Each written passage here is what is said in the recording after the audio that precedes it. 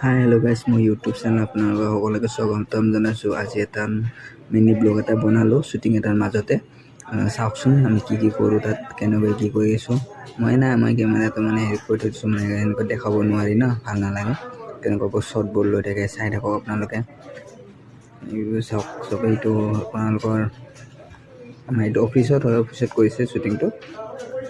এইটো চাই থাকক আপোনালোকে, কেনেকুৱা পাই কমেণ্ট কৰি জনাব এবাৰ। আৰু যোনে এতিয়ালৈ মোৰ চেনেলটো ছাবস্ক্ৰাইব কৰা নাই, ছাবস্ক্ৰাইব কৰি ল'ব দেই।